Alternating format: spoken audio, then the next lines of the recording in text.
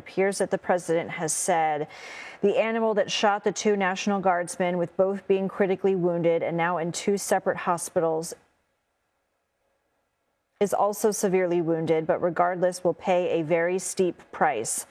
God bless our great National Guard and all of our military and law enforcement. They are truly great people. I, as President of the United States, and everyone associated with the office of the presidency, am with you.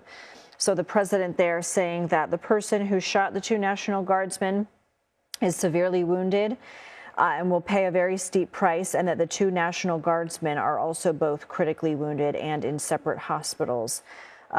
Really just tragic news here, a day before Thanksgiving, as many people look forward to spending the holiday with family and friends. Of course, there's often no holiday or vacation for those in law enforcement because their efforts are still needed to secure our country, to secure areas. This is, again, taking place very close to the White House, 17th and I Streets in the heart of downtown Washington, D.C.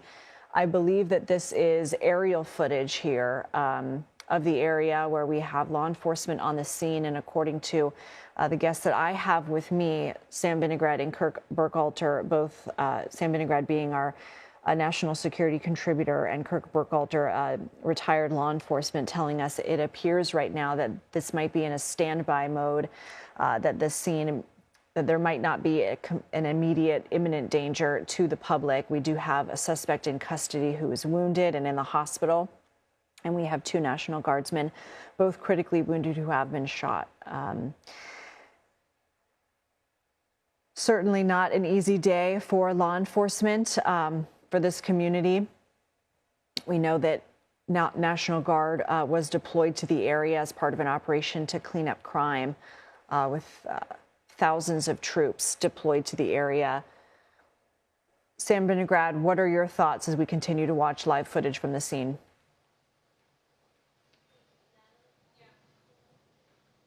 Sam, if you can hear me as you've been watching this footage. So sorry, Lindsay. Yes.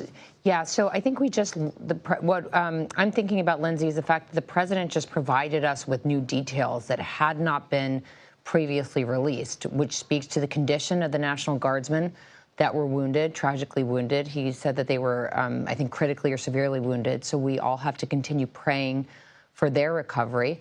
And then also to the suspect's condition. According to the president's Truth Social post, the suspect is also in bad shape. That could certainly inhibit the ability to question the suspect and to ascertain a motive.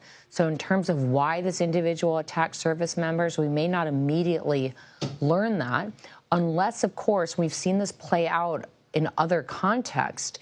Individuals at the scene identify who the suspect is, and we learn more about the suspect from information from the public. You and I have covered other stories where that has, in fact, been the case. But the suspect's condition is new information from the president, in addition to the poor condition of the service members that were injured. I will note that there are very steep sentences for attacks on United States servicemen on account of their service under Title 18 of the U.S. Code. So the president said that the suspect would face steep consequences. That is certainly the case if the suspect is indicted, is found guilty, and in this case, unfortunately, based on the president's tweet, if this individual does survive. Let's go ahead and pull up that Truth Social post, if we are able to, from the president, so that everybody can read along with me, because as Sam had mentioned, there was some new information in it. Control room, do we have that up? All right, we're working on it, everybody, so bear with me, and I'm going to pull it up as well so that I can read it. So the president posted, the animal that shot the two National Guardsmen, with both being critically wounded, here it is on your screen, and now in two separate hospitals, is also severely wounded, but regardless will pay a very steep price. God bless our great National Guard and all of our military and law enforcement. These are truly great people. I, as President of the United States, and everyone associated with the office of the presidency, am with you.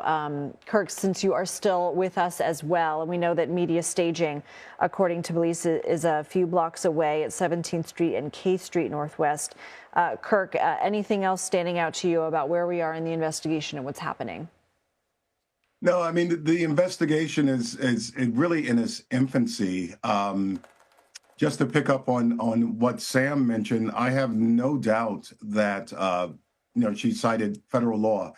I have no doubt the suspect or the Justice Department, or if charges are brought federally, the Justice Department will attempt to prosecute the suspect to the full extent of the law and seek whatever maximum penalties are available should the suspect survive. Again, echoing Sam's comments, sounds like from the president's post that the National Guard members are injured more severely than the suspect, and which is just incredibly unfortunate. And like I said, law enforcement work is just so inherently dangerous. At some point, this was just as with all law enforcement entities, something like this was bound to happen, unfortunately, because that's the nature of the beast. So, all we could do is really hope for the best for these individuals who the president mentioned were critically wounded. I most certainly hope they survive. And hopefully we find out more about the suspect's motivation at some point in time. And according to CBS News' Homeland Security and Justice correspondent Nicole Skanga, roughly 10 to 15 shots were fired total.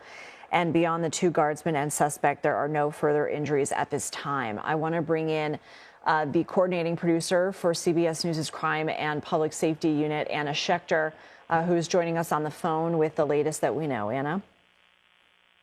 Hey, Lindsay. Well, this obviously was a very serious shooting. The two guardsmen are in critical condition, very seriously wounded. At least one of them is. Also, I'm hearing from sources that the suspect is also severely injured from gunfire. So it sounds like it was a shootout type of a situation. Very serious thing to have happen right there on the streets, as you've been discussing.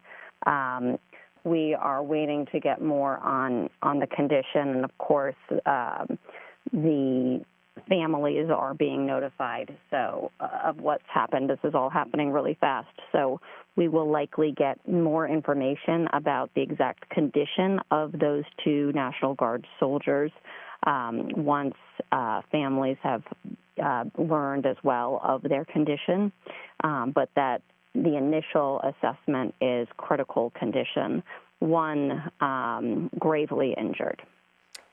And it's our understanding that a press conference with Metro Police will be imminent. What questions, if you were there, which I know you're based in New York, but what questions would you be asking, or would you have your team ask?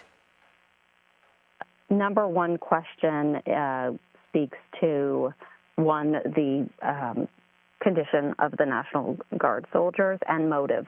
What was going on in that perpetrator's mind to carry out this attack? There's been a lot of tension, a lot of headlines, a lot of rhetoric, explosive rhetoric around the administration's policy in terms of deploying National Guard to cities around the country, as well as the immigration policy. And there's been kind of a blurring of the lines there. So that's the backdrop. We're also coming into the holiday. Now, we don't generally see a big spike in shootings over the Thanksgiving weekend specifically, but sometimes these mass casualty events or sort of higher profile shootings can happen when larger gatherings are expected. We are one day away from 3.5 million people descending on